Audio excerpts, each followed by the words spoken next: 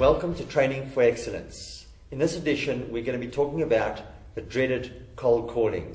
Our special guest is Ashe Thaver, one of the company's most successful cold callers. Ashe, welcome to Training for Excellence. Today we're going to talk to you about the dreaded cold calling. But before we get into that, tell us a little about your background, your experience, and what do you do at Jawitz Properties? I've been a serial banker for the last 20 years with a very strong sales management background. Currently, I am an assistant to a top sales team at Jawitz Properties. So when you talk about cold calling, never mind leaving your clients cold at the other end of the phone, it leaves most estate agents cold. How do you arrive at your desk every day fired up to do some cold calling?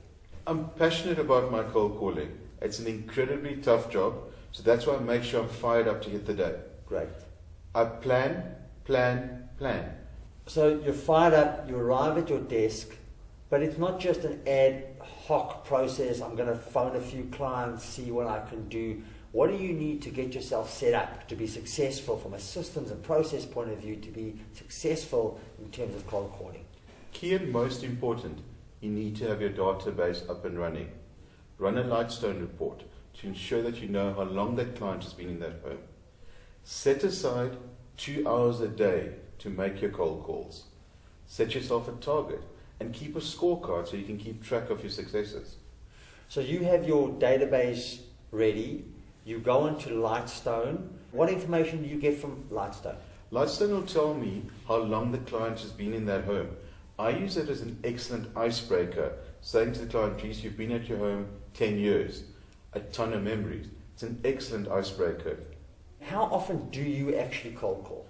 I set aside 2 hours a day, 4 days a week. And that's my personal challenge I set for myself. Okay, great. So you then have the number of calls you're going to make in those 2 hours. What sort of target do you set yourself for in terms of number of calls and success rate? Of course, I need to get through all 20 calls in that 2 hours. My success rate, I pick it out at least 70%. So 20 calls on average per day, you're going to connect with 14 people to get a result. Absolutely. Great. So let's talk about then the actual cold calling process itself. You pick up the phone, you make the phone call. Talk about that first critical couple of moments when you have the opportunity to connect with the client. What I do is disarm my clients by taking away the hard sell. I feel the most important thing to do is to connect with my client and add value. So if you're not going in for the hard sell, how do you add value to your clients? Check out my Lightstone report. If the client's been in the home 10 years, say to them, you've been in the home 10 years, isn't this the perfect opportunity for you to get to understand what your home's valued in the current situation? Even at this stage, if they say no, get an email address. With an email address, you can send them regular updates of market sales in the areas, and this keeps them interested. So you send clients email updates. Do you find that eventually you'll get that client back, not you calling them, but in fact they begin to call you? Absolutely, because you've actually worked up a rapport with the client, and that makes a huge difference.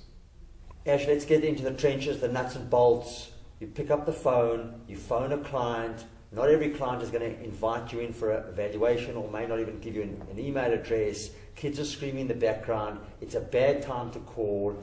How do you handle that? How do you disarm the client? Empathy. Say to the client, I'm really sorry I've called at a bad time. When is a good time to call you back? So you phone the client back at a time that's convenient for them. Then what? The key thing is to get them talking. If they've been in the house 10 years, find out if they've had any renovations. If they've been there 3 years, find out what they found out about the house. Talk to me about the key don'ts when you're cold calling. Okay. Most importantly of all, don't do what I call the smile and dial routine. It sounds fake. Also, don't sound like you're reading from a script, because the clients are savvy enough to pick that up. Remember, you're adding value to the client. Ashe, thanks for being on Training for Excellence. I think for me personally, the 3 critical success factors that I've taken from you is about being fired up and passionate about cold calling. It's called attitude. The second one is that if you fail to plan, you're going to plan to fail. So this is not an ad hoc process. There are systems and processes involved.